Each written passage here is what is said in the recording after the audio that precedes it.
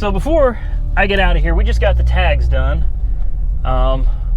Because they take the plates, and the plates are good. They told me the plates were good on this. But I want to show you guys something. This is the tag agency that I just came from right here. This is West Tulsa Tag Agency here in Tulsa, Oklahoma. Right? We got the plate right there so that we can make, do everything legal. But I got to give a shout out to these people because I have never been to a tag agency where the people were more helpful or more friendly in my life. And I have lived all over the country, and I can say without a doubt, this tag agency, West Tulsa Tag Agency, is by far the friendliest and most helpful people in the entire world. I mean, in the history of tag agencies, I've never been to one better than this. So shout out to the ladies that helped me today at West Tulsa Tag Agency. If you see this video, I certainly appreciate all you did for me. Thank you. All right, so it is not all good in the neighborhood. So here's what's going on. This battery is, number one, completely shot. It's from 6 of 2015, and I know for a fact, I know from the Carfax this car has been sitting for at least a year and a half, 2 years. Okay, so the battery is just, it's toast. It's done. We've tried jumping it with that battery. The booster packs are dead from earlier. We left the car sitting for quite a while we went and got dinner. We were going to come back and drive it, but the battery is dead. The booster pack's dead. So we are just going to jump in here, and we've already unbolted the terminals. We've got a little battery hold down right here. We're just going to take this little clamp or whatever the hell it is. Okay, we're going to pull this battery out. Oh, good God almighty. Oh, wow, that's a big battery. Hold on. Look at this. Look at this battery. Wow. Let me tell you something, guys. This thing is heavy. High amp hour, 730 cold cranking amps. That's actually under what this car needs. From what I read, this car needs a oh, there's tape for an air vent, and we lost the, yeah, that's another thing. I pulled the air vent and lost it. There it is. There's the air vent hose. We'll have to put that back together. Fun. We got whatever this thing is just kind of hanging here. I don't know. Seeing that what looks like some acid down in there, I really hate to put this in the vet. I really hate to put this in the vet. So we're gonna put it in the vet. We're gonna sit it like right here and hope that it doesn't move. And we're gonna go to AutoZone and pick up another battery. Battery's like $115, and I guess we'll see what happens. Like we may end up having to tow it. I guess we'll just find out. We'll start with the battery. I'll tell you, this thing is a V12. It's a 6.0 liter, and it requires a ton of juice to fire up. So I'm really crossing my fingers that the reason it's clicking and not starting is the batteries and the booster packs just aren't doing it. All right, so $175 later, we have a Duralast Gold. This is a 900 cold cranking and 1000 cranking amp battery. Let's go drop it in and see if that makes the difference. All right, so spoiler alert, I guess. She does run. The new battery kicked it right off, no issue. Looks like all the lights are working. Everything seems to be good. We've only got a couple little lights on the interior. Nothing that seems to be too concerning. We've got an SRS light and an ABS light. Other than that, things seem to be okay. We got the air-conditioned seats going. So let's hit the road and fingers crossed we make it home. All right, so the journey home begins. In a quarter mile, turn right onto West 96th Street South. And I don't know if you can see back there, probably not. See if we can spin this around for you. Those fancy headlights back there are my brother, and that is the Benz. Let's see if we make it. As you can see, it's dark as hell out here. We're cruising 75, which is the speed limit. And if you look in this mirror here, you see barely see some headlights in the back.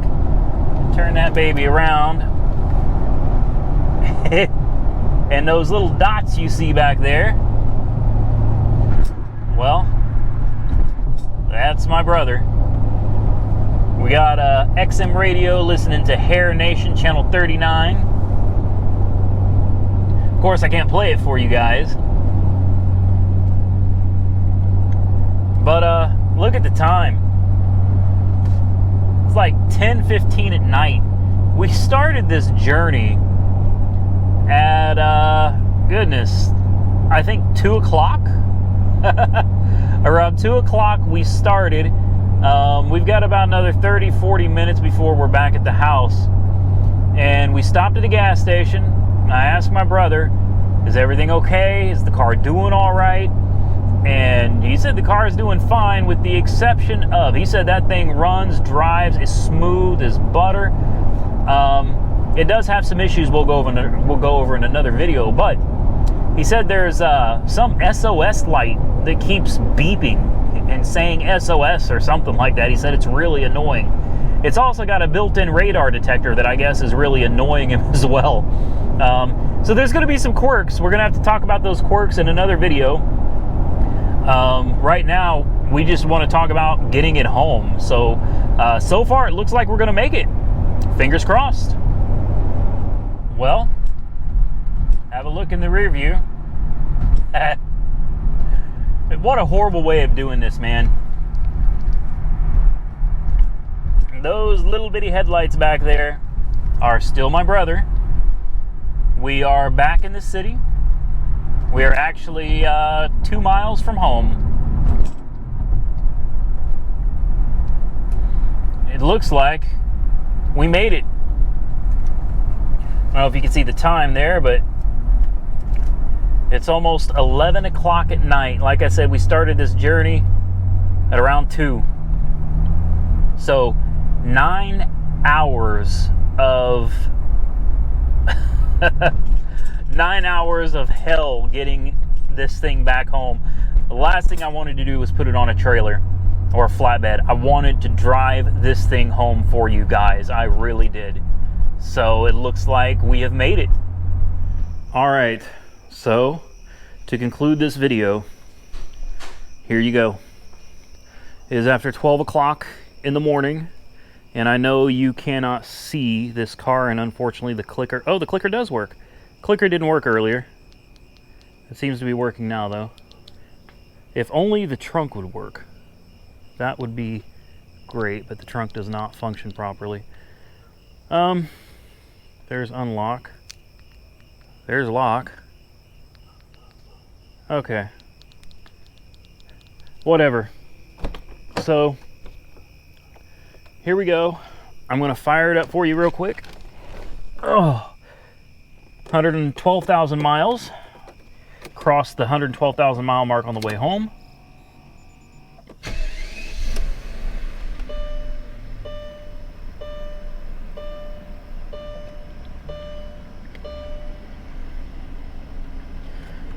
There she is. And I know it's dark. And we've got a vet full of spilt tools everywhere that we got to pick up. Oh, those HIDs are just, whoo, sexy.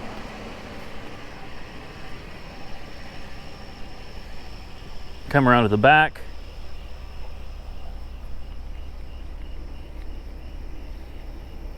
So there you have it. She made it. And I'm definitely surprised.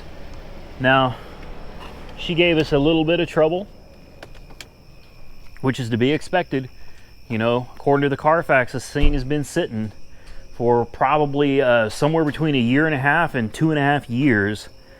So, you know, I'm not surprised that we had a few minor hiccups. The key fob just started working out of nowhere. It wasn't working earlier, but it works now, so that's interesting. So here's the deal. This video is pretty much over. The car does have quirks. I've owned several Mercedes in the past. I'm by no means an expert on them, but What Mercedes loves to do is put all kinds of great high-tech crap in their cars, lots of gizmos and tech stuff, and it doesn't tend to last very long. It tends to fail, and when it does, it tends to be expensive also, which, you know, has always been kind of a turnoff for me and one of the reasons I don't really like or care for Mercedes. This car has like every button, bell, and whistle in existence known to mankind, and Mercedes stuffed it into this S600. So there are quirks. There are things that don't work. There are plenty of videos in the future if I hold on to this car. So I'm going to tell you total $1,680 was the price out the door. I bid $1,200. I won the bid at $1,200. The fees and everything all came out to $1,680 out the door. Tags were like $201 or something, or $250.01. I can't remember. The battery was $175.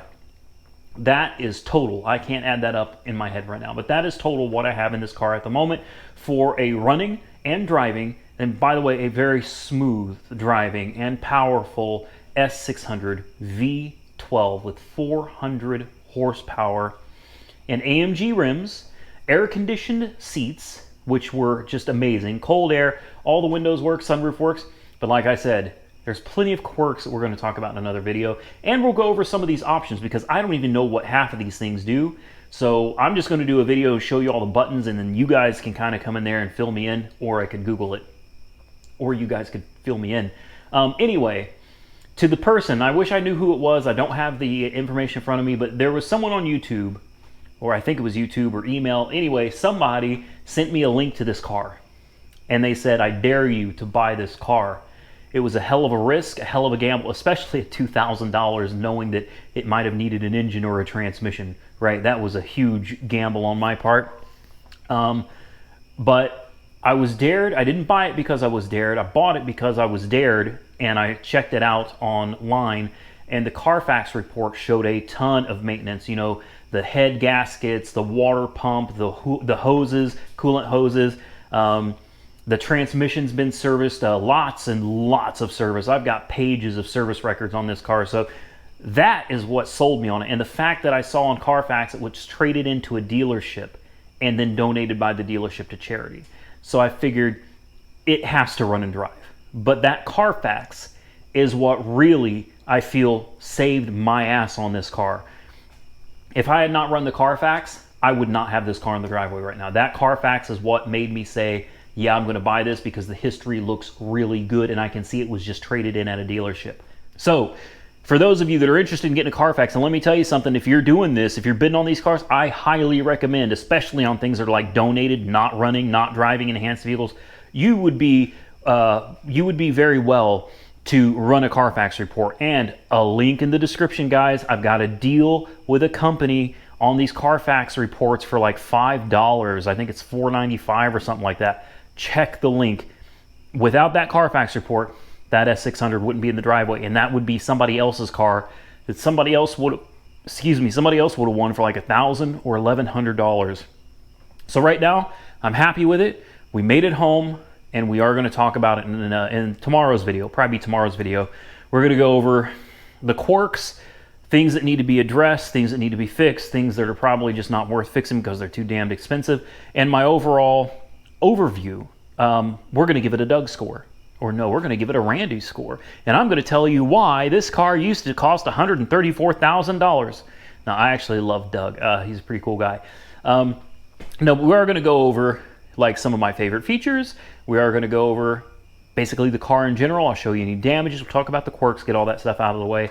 And that's going to be it. Guys, if you haven't checked out my merch store, please check out my merch store. Link is pinned in the description, pinned in the comments as well. Keep in mind, it's probably like 1 o'clock in the morning now. I am freaking exhausted. I got to get out of here, but please give this video a big thumbs up. I took a huge gamble on this car. We'll talk more about that later, but I took a really huge gamble on this because I thought this would be, out of all the cars I looked at, you guys saw the cars that I looked at Copart, a minivan, a Honda Civic, not interesting. A V12 Mercedes that we don't know if it runs or drives, and then driving it 150 miles home, hey, that's interesting.